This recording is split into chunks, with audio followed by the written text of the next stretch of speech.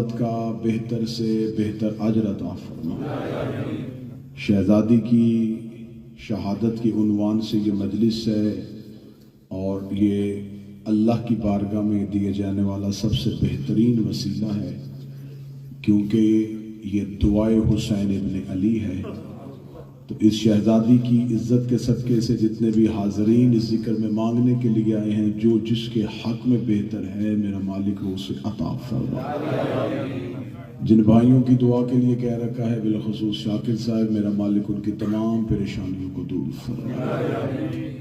وارثان ذکر جو ہے وہ بندگان ذکر کی اس عبادت کو قلیل سے کثیر میں تبدیل فرما، نیتوں سے بڑھ کے اجر عطا فرما اور وارث زماں کے ظہور میں تاجیل فرما۔ دعاؤں کی قبولیت کے لیے ممکنہ حد تک بلند صلوات تلاوت فرما۔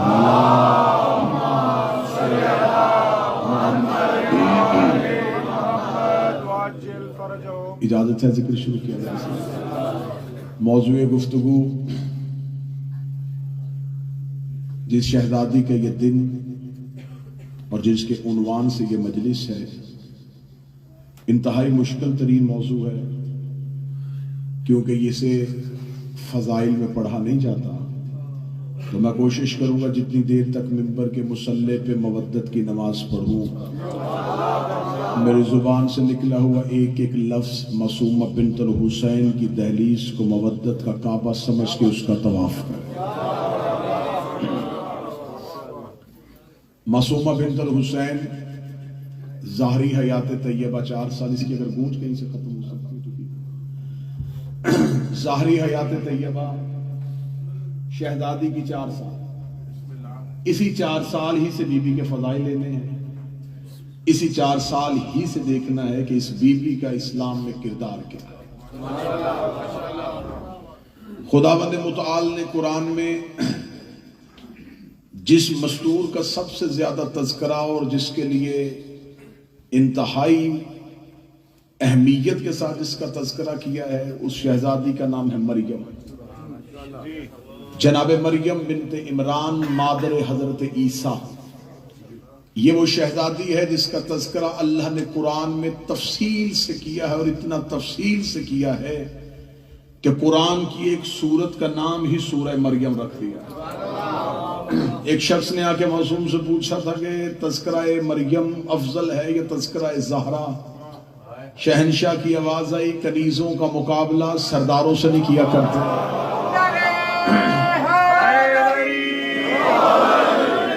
مریم عالمین کی خاتون ہے اور ہماری جدہ سیدت النساء العالمین ہے۔ اس شخص نے کہا اگر جدہ زہرا کی عزت زیادہ ہے تو پھر بتائیے اللہ نے قرآن میں آپ کی جدہ کا تو ذکر ہی نہیں کیا اور بار بار لفظ مریم کا استعمال کیا، بلکہ پوری سورت میں اتنی اہتمام سے تذکرہ کیا۔ جس کے لیے خدا اتنا اہتمام اور شان و شوکت کا اظہار کرے، اس کی افضلیت زیادہ ہے یا جس کا نام ہی نہ لے اس کی عزت زیادہ ہے؟ یقیناً یہ جواب امام ہی کی زبان سے نکلنا تھا اور امام ہی نے ہم تک جواب پہنچایا۔ اس نے کہا اللہ نے قرآن میں مریم کے نام پہ سورت اتار دی ہے اور آپ کی جدہ کا تذکرہ قرآن میں نہیں ہے۔ معصوم فرما کے کہتے ہیں تجھے نہیں پتا تہذیب کیا ہے؟ بادشاہ درباروں میں کنیزوں کا نام لیتے ہیں، شہزادیوں کا نام نہیں لیتے۔ اللہ نے قرآن میں جب ہماری ماں کا تذکرہ کیا، کبھی کوثر کہہ کے بلایا، کبھی لیلۃ القدر کہہ کے بلایا، کبھی سلسبیل کہہ کے بلایا، تو خدا نے حضرت سیدہ کو القابات سے یاد کیا اور جناب مریم کے لیے پوری سورت اتار دی۔ جناب مریم نے اللہ سے اپنی ماں کا کیا ہوا عہد پورا کیا، ماں کا وعدہ تھا پورا کیا جناب مریم نے، اور بیت المقدس میں رہ کے اللہ کے گھر کی نوکری کی۔ خداوند متعال نے بغیر شوہر کے مریم کو بیٹا دیا۔ بات یہیں سے شروع کروں گا اور معصومہ پہ جاؤں گا۔ خداوند متعال نے بغیر شوہر کے مریم کو بیٹا دیا، اور قرآن نے پوری کہانی لکھی ہے۔ جو فرشتہ بیٹا دینے کے لیے آیا تھا اس نے غلامن زکیہ پاکیزہ بیٹے کی بشارت دی تھی، اور یہ کہا تھا جو آ رہا ہے یہ اللہ کا امر ہے، کیونکہ جناب مریم نے سوال کیا تھا کہ مجھے تو کسی بشر نے چھوا نہیں، یہ بچہ کہاں سے آئے گا؟ تو آواز ملک آئی کہ یہ جو آ رہا ہے یہ اللہ کا امر ہے۔ اور اللہ کا جو امر ہوتا ہے یہ اسباب کا محتاج نہیں ہوتا. اللہ کا امر جو ہے وہ اسباب کا محتاج نہیں ہوتا. تو خداوند متعال نے جناب حضرت عیسیٰ کو امر الہی بنا کے آیت اللہ بنا کے مریم کی گود میں اتار دیا تھا. جب جناب مریم کی گود میں اتارا اور مریم گئی قوم کے سامنے اور قوم نے لگا دیا مریم پہ الزام اور تہمت. جب سوال کیا کہ مریم یہ بچہ کہاں سے آیا تو قرآن کہتا ہے کہ مریم نے اشارہ کیا اسی بچے کی طرف کہ تو بول کے گواہی دے. جناب عیسیٰ نے بول کے مریم کی عزت کی گواہی دی, مریم کے تقدس کی گواہی دی. اس کا مطلب ہے کہ مریم وقت کی بطول تھی لیکن اسے گواہی کے لیے ایک معصوم کی ضرورت پڑی. یہاں پر جناب مریم معصومہ تھی لیکن گواہی ایک معصوم سے نہیں. حضرت یوسف معصوم تھے لیکن عصمت کی گواہی 7ویں کوٹھڑی میں وہ جھولے میں لیٹے ہوئے معصوم سے نہیں. جبکہ یوسف جو ہے وہ فرشتے سے گواہی لے دیتے لیکن یوسف کی گواہی بھی ایک معصوم نے دی, مریم کی گواہی بھی ایک معصوم نے دی. قرآن نے ایک معیار دے دیا کہ جب حجتوں میں مشکل آئے تو کبھی کبھار وہ معصوم کو گواہی کے لیے پیش کرتے. اتمام حجت کے لیے معصوم گواہی کو پیش کرتا ہے معصوم کو. بعض اوقات حجت جو ہے, لفظ سنیے گا, حجت اتمام حجت کے لیے جب سارے اسباب جتنے میسر ہوں وہ کر دے تو اس کے بعد کسی معصوم کو گواہی کے لیے پیش کرتی ہے. اس کا مطلب ہے قرآن نے معیار دے دیا ہے کہ حجت اگر کسی کو میدان میں لے کے آئے اور وہ بچہ ہو تو اس کی کم سنی میں نہ جانا, یہ دیکھنا پیش کون کر رہا ہے. جیسے کہ مریم کو عیسیٰ کی گواہی نے بچایا, یوسف کو جھولے میں لیٹے ہوئے بچے کی گواہی نے بچایا, حسین علیہ السلام آخر میں لے کے آئے ہیں علی اصغر کو. یہ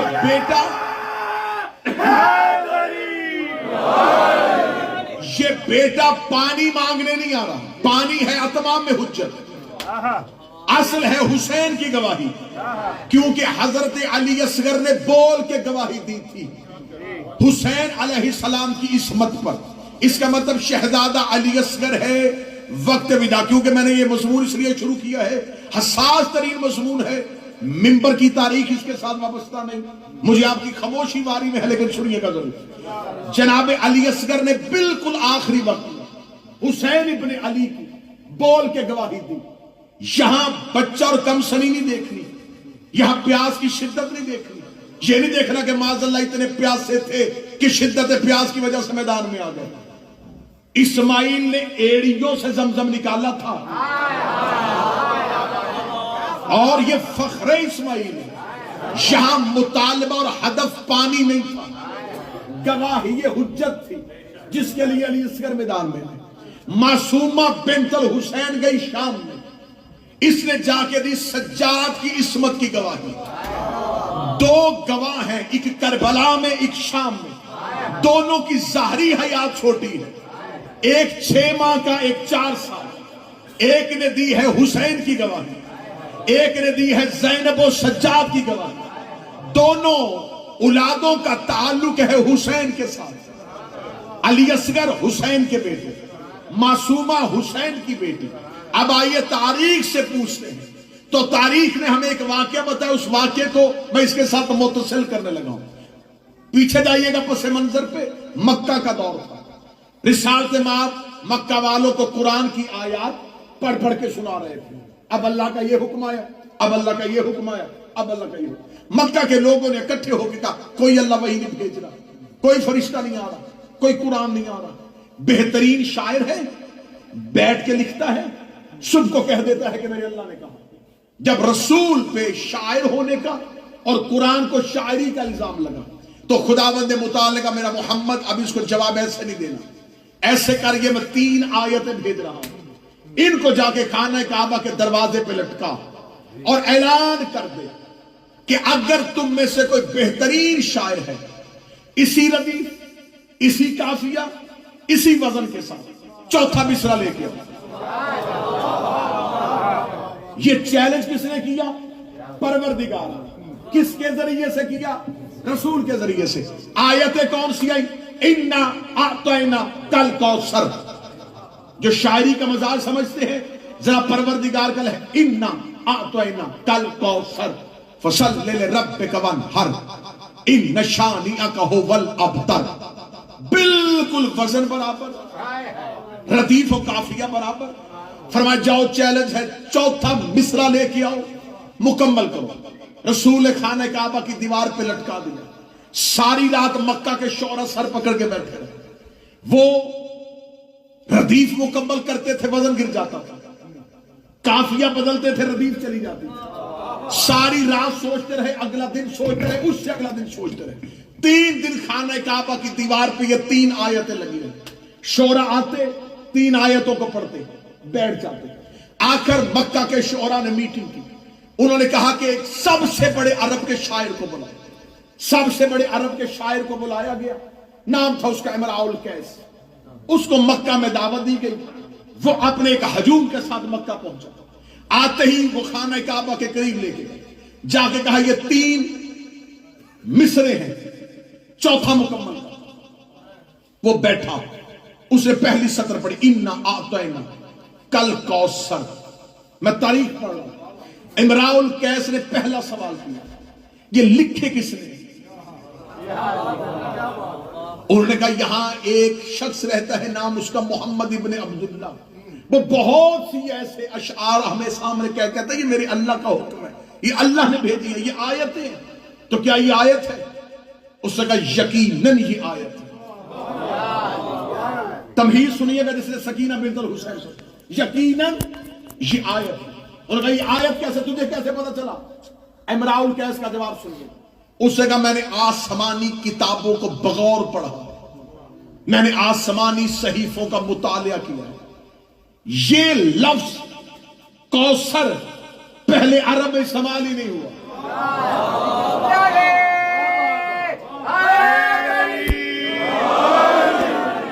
اتنا پاک اور پاکیزہ لفظ تھا. یہ عربوں کی ہاں یہ رواج ہی نہیں ہے. اتنا عزت والا لفظ عرب میں پہلے استعمال نہیں ہوا. اب وہ سر پکڑ کے بیٹھا اِنَّا أَعْطَيْنَاكَ الْكَوْثَرَ فَصَلِّ لِرَبِّكَ وَانْحَرْ إِنَّ شَانِئَكَ هُوَ الْأَبْتَرُ. اس نے کاغذ قلم اٹھایا، اسے چوتھا مصرع لکھ دیا ما ھذا کلام البشر. قافیہ بھی وہی، زمین بھی وہی، وزن بھی نہیں گرا. شعر لکھ دیا ما ھذا کلام البشر، یہ کسی بشر کا کلام نہیں ہے. چیلنج پورا کیا لیکن شکست کے ساتھ. چیلنج پورا کر دیا. اس نے چوتھا مصرع برابر وزن پہ لیا لیکن ساتھ اعتراف کر دیا یہ کسی بشر کا کلام نہیں. مان گیا کہ یہ اللہ کا کلام ہے. ما ھذا کلام البشر، یہ کسی بشر کا کلام نہیں. چوتھی سطر لکھ دی. رسول کو خبر ہوئی، رسول آئے. شعراء سر جھکا کے بیٹھے تھے کہ ہمارا مقصد تو یہ تھا کہ ہم یہ ثابت کرتے یہ کلام پروردگار نہیں. اس نے تو چوتھے مصرے میں کہہ دیا یہ کلام پروردگار ہے، یہ کسی بشر کا کلام نہیں. رسالت امام نے کہا یہ چوتھا سطر کس نے لکھی ہے؟ کہا امراء القیس نے لکھی ہے. رسول نے ہاتھ پکڑا. رسول ہاتھ پکڑ کے خانہ کعبہ کے باہر لے کے گئے. رسالت امام نے بٹھا کے کہا تو نے دی ہے قرآن کی عزت کی گواہی، تو نے مکے میں دی ہے قرآن کی صداقت کی گواہی، تو نے مکہ میں قرآن کی صداقت کی گواہی دی ہے. تو وزن مکمل کر چکا تھا، تو اپنی مرضی سے بھی شعر لکھ سکتا تھا لیکن تو نے اللہ کی ربوبیت میں اور قرآن کی صداقت پہ گواہی دی. اب مانگ کیا مانگتا ہے؟ امراء القیس نے مصطفیٰ کے قدموں پہ ہاتھ رکھے. اس نے کہا نہ انعام لینا چاہتا ہوں نہ جزا لینا چاہتا ہوں. انعام چاہتا تو یہ مکہ کے شعراء دے رہے تھے، انعام نہیں مانگتا. صرف ایک حسرت ہے وہ پوری کر دے. سفر بھی کر لیا ہے اور پڑھ بھی لیے ہیں تیرے. اب مجھے صرف اتنا بتائیے کوثر کیا ہے؟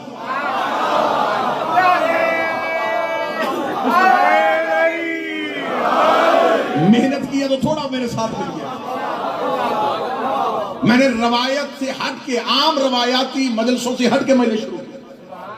مجھے بتائیے کوثر کا ادراک کیا ہے؟ یہ کوثر کا معنی کیا ہے؟ یہ پہلی بار لفظ استعمال ہوا ہے. رسالت امام نے فرمایا یہ لقب ہے میری بیٹی کا. لفظ کوثر کی معرفت امراء القیس کو رسول نے عطا فرمائی. امراء القیس نے لفظ کوثر کی مصطفیٰ سے معرفت لی اور مکہ سے چلا گیا. خدا کبھی بھی کسی کے احسان کو اپنے پاس محفوظ نہیں رکھتا. خدا قرض کے بدلے دے دیتا ہے. وہ آج بھی کہتا ہے 10 دنیا 70 آخرت. یہاں تم کسی پہ کرو گے میں وہاں تمہیں دے دوں گا. خدا کسی کا قرض نہیں رکھتا. امراء القیس نے دی تھی قرآن کی عزت پہ گواہی, قرآن کی تقدس پہ گواہی, قرآن کی طہارت پہ گواہی. مصطفیٰ امراء القیس کے گھر پہنچ گئے, امراء القیس کے دروازے پہ دستک دی. اس نے کہا رحمت للعالمین, مسلمانوں کا سردار, مکے کا رئیس, ہاشمیوں کا چاند, آج میرے دروازے پہ کیوں آیا ہے؟ فرمایا بھیجا بھی پروردگار نے ہے, آیا بھی اس کی مرضی سے ہو. کہنے لگا کیا لینے آیا؟ میں تو انعام لے آیا, میں تو جزا لے آیا. رسول نے کہا آج چل کے تیرے دروازے پہ اس لیے آیا ہوں, تو نے مکے میں قرآن کی حرمت کی گواہی دی تھی, قرآن کی عزت کی گواہی دی تھی, قرآن کی طہارت کی گواہی دی تھی. میں مصطفیٰ چل کے تیرے دروازے پہ اس لیے آیا ہوں کہ میں اپنے بیٹے حسین کے لیے تیری بیٹی رباب کا انتخاب کر.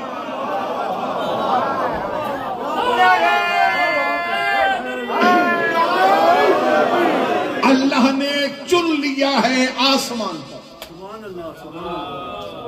حسین ابن علی کے لیے تیری بیٹی رباب. یہ شہزادی آ گئی حسین ابن علی کے گھر. اب ذہن میں رکھنا کہ باپ نے کیا دیا تھا؟ قرآن کی گواہی. باپ نے دی تھی قرآن کی عزت میں گواہی. اللہ نے اس بی بی کو 2 اولادیں دی, دونوں بنی قرآن کے وارث کی گواہی. شہزادہ علی اصغر کربلا میں وہ معرکہ سر انجام دیا جو کام حملوں سے نہیں ہوا تھا, مسکراہٹ سے کیا. علی اصغر نے کربلا میں حسین ابن علی کی گواہی دی.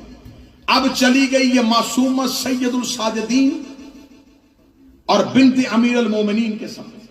اب شہزادی معصومہ کا کردار کیا ہے؟ اب میں یہاں کتاب کا حوالہ کیمروں کی موجودگی میں دینے لگا. کتاب کا نام اسرار الشہادہ, لکھی آقا دربندی نے. آقا دربندی مذہب جعفریہ کے علماء میں سے وہ عالم دین ہے جس نے اولین مقاتل میں سے مقتل کو لکھا تھا. آقا دربندی نے اپنی کتاب اسرار الشہادہ میں لکھا کہ زینب بنت علی نے خطبہ دیا تھا دربار شام میں. پھر لفظ سنیے گا, بی بی زینب نے جو خطبہ دیا تھا وہ یزید کے دربار میں دیا تھا. سکینہ بنت الحسین نے جو خطبہ دیا وہ یزید کے گھر کے اندر دیا. آمادہ ہیں تو اب آپ آگے چلیں گے. اس موضوع کے ساتھ متصل ہیں. میں معصومہ سکینہ کا خطبہ سنانا چاہتا ہوں. بی بی زینب بنت علی نے خطبہ کہاں دیا؟ دربار میں. دربار ہوتا ہے سرکاری جگہ. قصر یزید تھا, یزید کی ذاتی گھر اور ذاتی رہائش. قصر یزید پہ قیدیوں کو کب بلایا گیا؟ جب یزید کے گھر کی خواتین نے کہا کہ کیونکہ ہم دربار میں نہیں گئی تھی لہٰذا اہل بیت کی خواتین کو گھر بلایا. تو اب یہاں سید الساجدین نہیں آئے, سرکار باقر نہیں آئے. یہاں پر 3 بیبیاں آئیں اور 3 بیبیوں کو جواب دیا. سامنے بیٹھی ہوئی تھی 3 عورتیں, یزید کی زوجہ, یزید کی بہن اور یزید کی بیٹی. یزید کی زوجہ ام حبیبہ, یزید کی بہن نام ہند اور یزید کی بیٹی نام عاتکہ بنت یزید. 3 بیبیوں کو 3 بیبیوں نے خطاب کیا.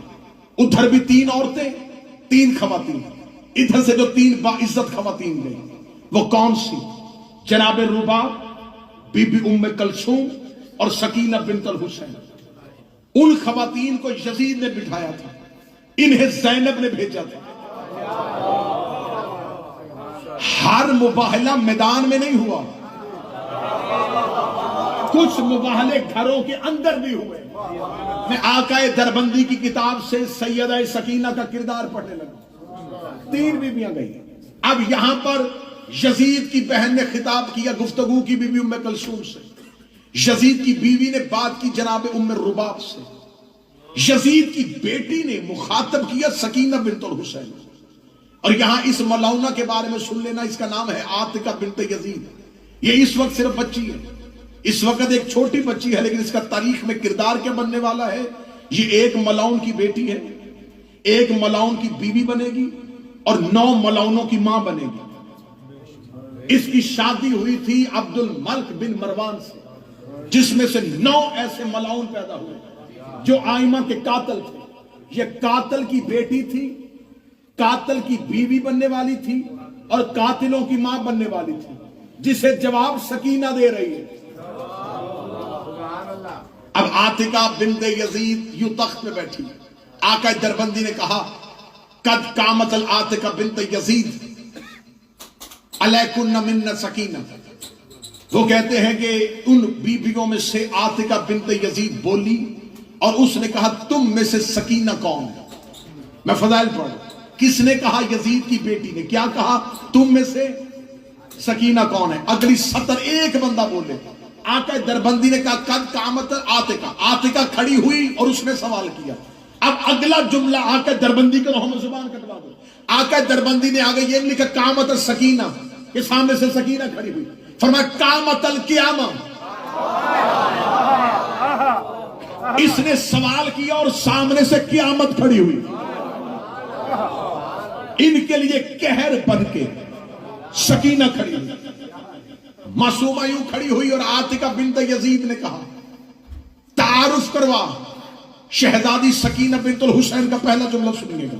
بیوی نے فرمایا من انت، پہلے تو بتا تو کون ہے. عاتکہ بنت یزید نے کہا انا بنت الیزید والذو الحشم والعزت من القبائل العرب. میں اس یزید کی بیٹی ہوں جو عزت و تخت اور تاج میں عرب کے قبیلوں میں سے سب سے بڑا ہے. اس نے اپنے باپ کی خلافت پہ ناز کیا، اپنے باپ کی امیری پہ ناز کیا، اپنی باپ کی سلطنت پہ ناز کیا. جملے ہیں معصومہ کے، رات ہے معصومہ کی، اکٹھے ہوئے ہو سکینہ بنت الحسین کے لیے. اس لیے میں شہزادی کا فضائل پڑھنے لگا ہوں. آقا دربندی نے کہا جو ہی اس نے اپنے باپ کی عزت تخت اور خلافت پہ ناز کیا، سکینہ بنت الحسین اس کے سامنے کھڑی ہوئی اور شہزادی نے مسکرا کے کہا کذبت، کیا تم میرے سامنے جھوٹ بول رہی ہے؟ تو کہہ رہی ہے تو یزید کی بیٹی ہے. اس نے کہا میں جھوٹ نہیں بول رہی، پورا دمشق جانتا ہے میں یزید کی بیٹی ہوں. یہ جملے ہیں حسین کی بیٹی کے. بی بی نے یزید کے گھر کے اندر کھڑی ہو کے کہا پہلے اپنی ماں سے پوچھ تو کس کی بیٹی ہے.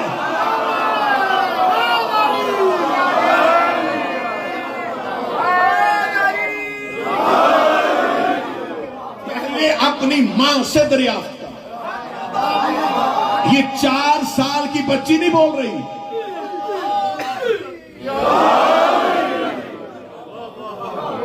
جان لکھو جی بات، یہ 4 سال کی بچی کا لہجہ نہیں، یہ عباس کی آقا زادی کا لہجہ ہے. آقا دربندی کہتے ہیں یزید کے گھر کے اندر کھڑی ہو کے بی بی نے کہا تیری ماں نے تجھ سے کس بیانی کی؟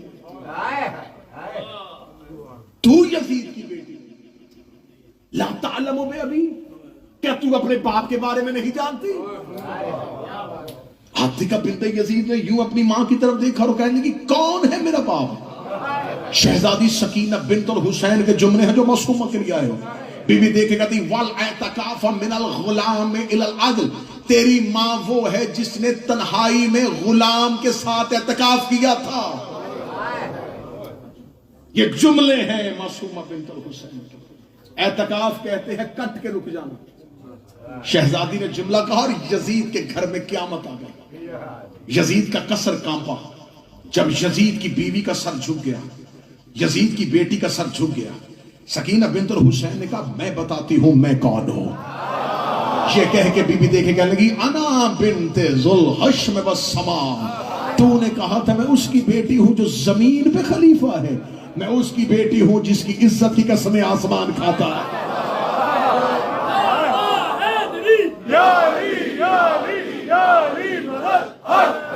الحمدللہ الذی ہدانا. تعریف اس اللہ کی. یہ سکینہ بنت الحسین بول رہی ہے ریت کے ذروں اور سنگریزوں کے برابر.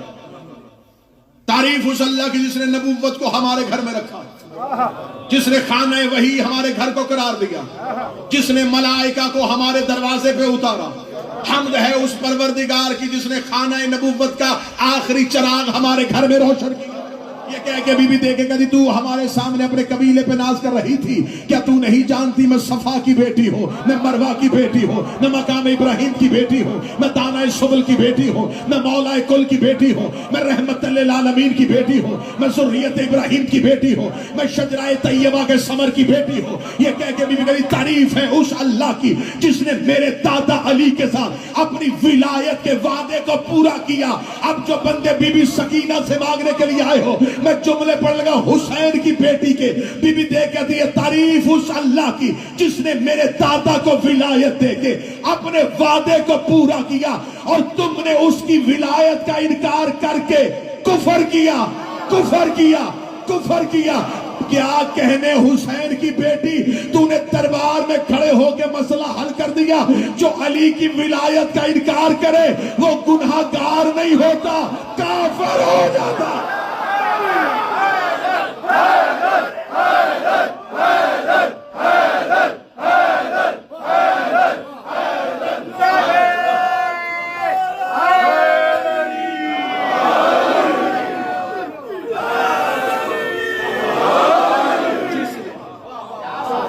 جس نے ہمارا صبح کے ساتھ دل بولا، علی بولا، علی بولا، صبح کے ساتھ دل بولا، علی بولا، علی بولا،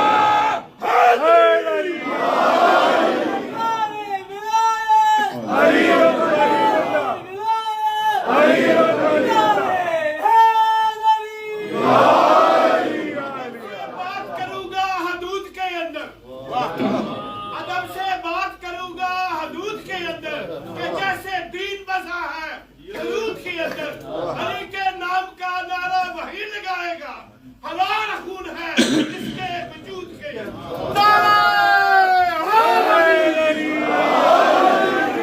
بول کون رہی ہے؟ تسکین قلب حسین، جو قریب بیٹھے میرا ساتھ دیتے ہیں۔ تسکین قلب حسین، حسین کے دل کا سکون، حسین کے دل کا سکون۔ پڑھوں جملہ دیئے، حسین کے دل کا سکون۔ حسین بے دل کے دل کا سکون ہے، جو بے دل کا سکون ہو یہ اس کا سکون ہے۔ شہزادی دیکھے کہتی ہے تعریف ہے اس اللہ کی جس نے میرے دادا کو ولایت دے کر اپنے عہد کو پورا کیا۔ غدیر پہ خطبہ دینا آسان تھا، 1.25 لاکھ صحابہ میں علی کی ولایت پڑھنا آسان تھا۔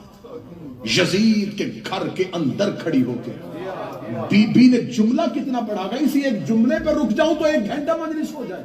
بی بی نے کہا میرے دادا علی کو ولایت دے کے اللہ نے وعدے کو پورا کیا۔ بی بی نے یزید کے گھر کے اندر کھڑے ہو کے گواہی دی ہے کہ ولایت علی کا اعلان رسول نے محبت میں نہیں کیا تھا، اللہ نے وعدے کو پورا کیا تھا۔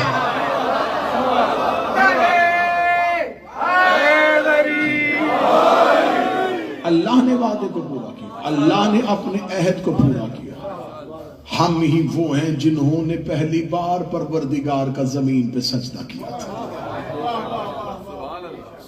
یہ نہج البلاغہ کی بیٹی بول رہی ہے۔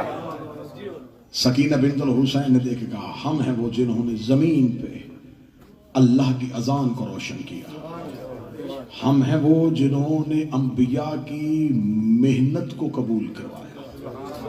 بی بی دیکھتی یہاں سے چند میلوں کے فاصلے پر میرے بابا حسین نے، یہ دیکھو یہ قتل پہ احتجاج بھی ہے اور باپ کی تعریف بھی ہے، یہاں سے چند میل کے فاصلے پہ خطبہ ہے سیدہ سکینہ کا، یہاں سے چند میل کے فاصلے پر میرے بابا حسین نے سجدے میں سر رکھ کے ان کی ربوبیت کو اور نبی کی نبوت کو محفوظ کر کے تمہارے باپ دادا کے شجروں سے پردہ اٹھایا۔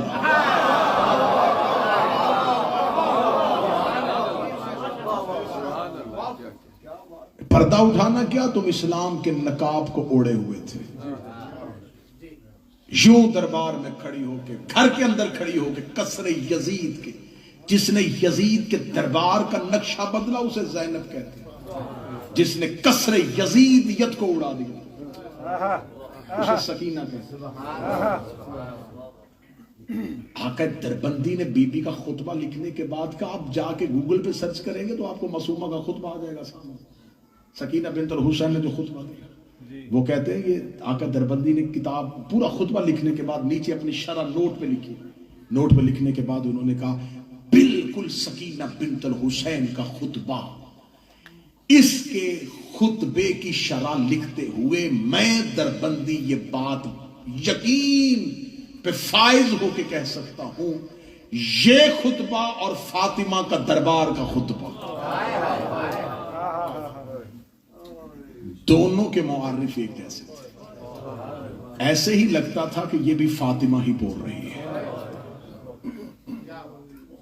لیکن اس خطبے اور اس خطبے میں فرق تھا۔